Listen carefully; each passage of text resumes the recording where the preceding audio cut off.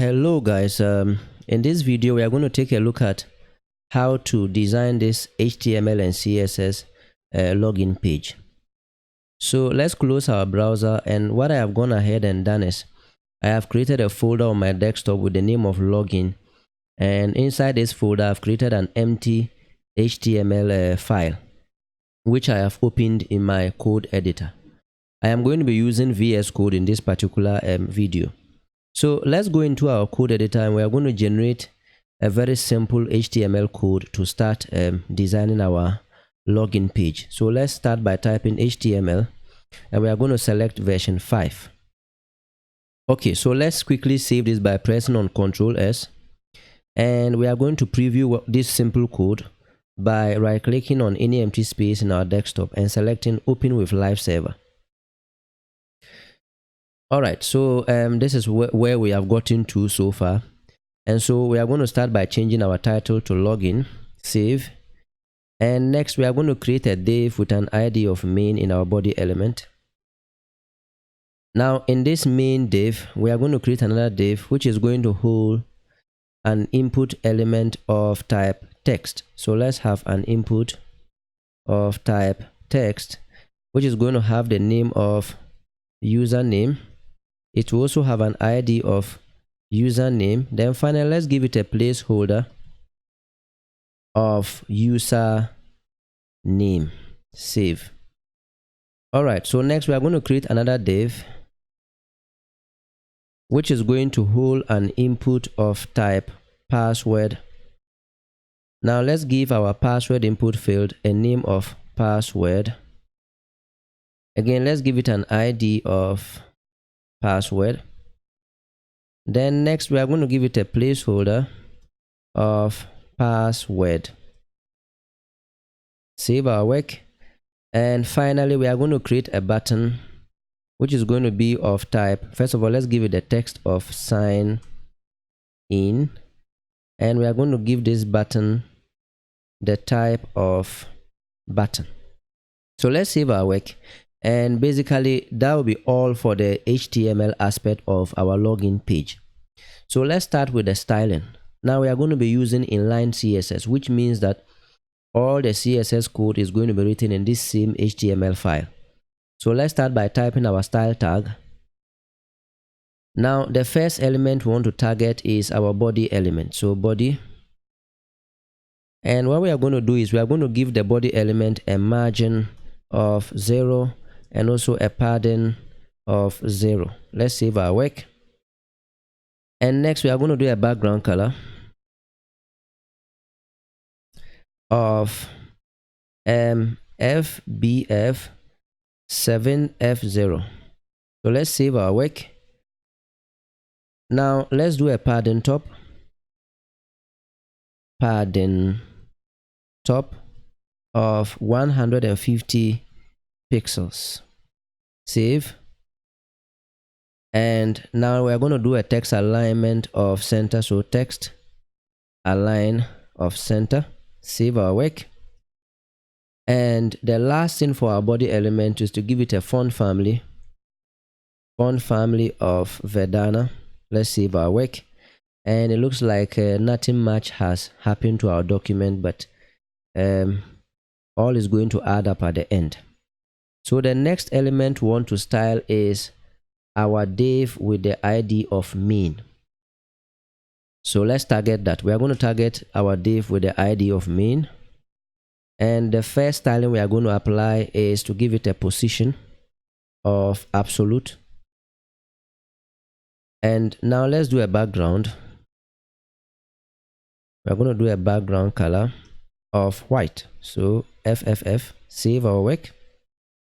And as we can see, the white background has been applied to the div with the ID of main. Then next, we are going to do a width of, so let's give it a width of 370 pixels. Then let's give it a left of 50%. Then again, let's apply a margin left of -185 pixels. So let's save our work. And as we can see, our main div has been nicely centered inside our HTML document. So the next thing we are going to be doing is to give you some padding. So padding, not padding top, but just padding.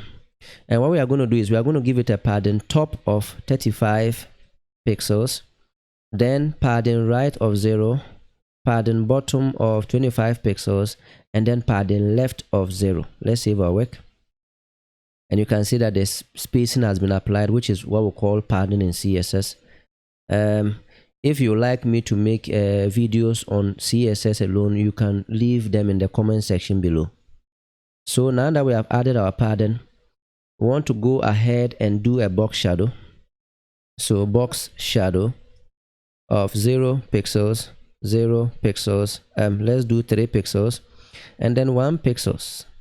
Then we are going to do a color which is going to be an RGBA color of 92, 92, 92, and then let's give it an opacity of 0.123. Let's save our work. So as we can see, our box shadow has been applied all around our div with the ID of main. So next, which is the last thing of course that we are going to do to our div with the ID of main, is to give it a border, and it's going to be a top border of 3 pixels double, and it's going to be a violet color of 7555 7F. So just look over here, we are going to have a border which is going to be a double line here. So let's save our work and see whether it does that for us. And as we can see, there is a border which is a double line on the top of our div with the ID of main. So that will be all for this div. And next we are going to style our username and password input fields. Now this styling we are going to be applying is applicable to both the username input field and the password input field. That's why we are going to target the two of them at the same time, so that we don't end up having bloated CSS code. So we are going to target our ID of username and also target our ID of password. And the first thing we are going to do is to give them a width of 323 pixels. Let's save our work. Next we are going to give them a border of 0, and as we can see, currently they have some border around them. Now let me save this and then you see what is going to happen. So you can see that now the borders have been removed completely. So next we are going to do a padding of,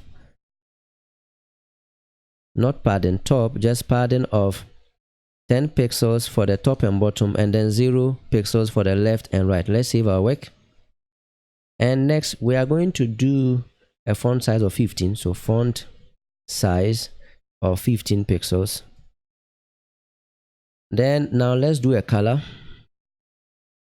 of 755. So let's simply select our violet color. That is the color we are looking for here. And so now what is going to happen is this: anytime I go inside my input field and I type, it is going to have a violet color. So we can see that it no longer has the gray color, but now a violet color. So let's go on by applying an outline of none. Now if I select any of our input element, you can see there's a blue line around it. That is the outline we want to take out. So we are going to do an outline of none. Save our work. So now when we click on any of our input elements, you can see that the outline is no longer there. Alright, so the last thing we are going to be doing is to apply a bottom border here for both input elements. So we are going to do border bottom of 1 pixels solid, and we are going to do a hex code of E1 E1 E1. Let's save our work. And as we can see, the borders have been applied for both of our input elements. So that will be all for the styling that is applicable to both our username and password input fields. Now this styling is going to only apply to our password input field. We want to push it down a bit. You can see it's too close to the username input field. So let's target only that one. So ID of password, and we are going to give it a margin top. So margin top of 15 pixels. So let's save our work, and as we can see, the password input field has been pushed down by 15 pixels. All right, so next we are going to target the username and input fields, but we are going to target the onFocus event for both the username and password input fields. So let's target our ID of username, and then we are going to target the onFocus event, onFocus, and we are going to do the same thing for the element with the ID of password, and we're also going to target the onFocus event. All right, so the first thing we want to do is just to give them a border, and it's going to be a border bottom of 1 pixels solid, and we are going to do our violet color of 7555 7F. So let's save our work, and now you can see that even though the border is a light gray color, the moment I click inside any of these input elements, it's going to change to a violet color. So that is the code we have just finished typing out. All right, so as we can see, it is left with our button, which we are going to style next. So let's target our button, and the first thing we want to do is to give it a width. So let's give it a width of 323 pixels. Save our work. Let me scroll down a bit, and next for our button, we are going to do a padding of 10 pixels all around the button. So padding of 10 pixels. Save, and that has been applied. Let's go on by applying a background color of the violet. So background color of our violet color. So let's save our work. Now what we are going to do next is to apply an outline of none. So outline of none. Save.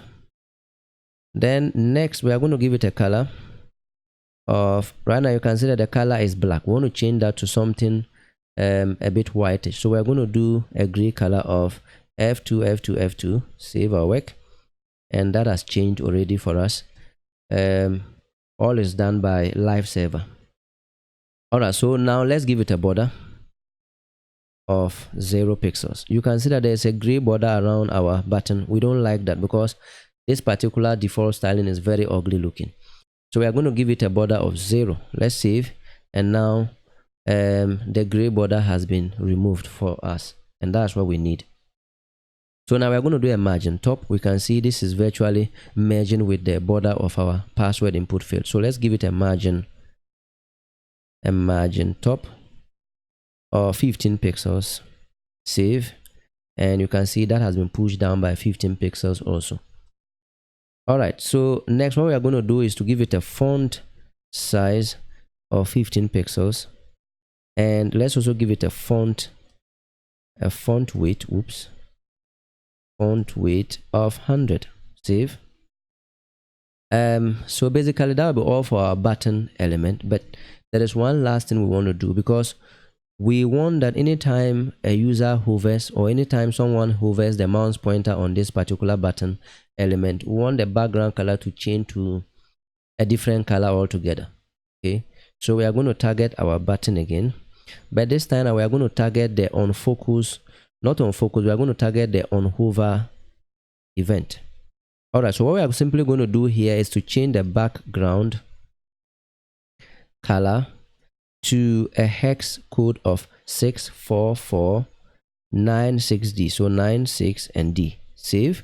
So now when I go and hover on this button, you can see that the color changes to a more dark violet color. Okay, so I think that is basically all for this particular video, and if you have any comments about this video, please do feel free to leave them in the comment section below. And as I said, I am going to include links to where you can get this code to download. So I'll see you in the next video. Bye.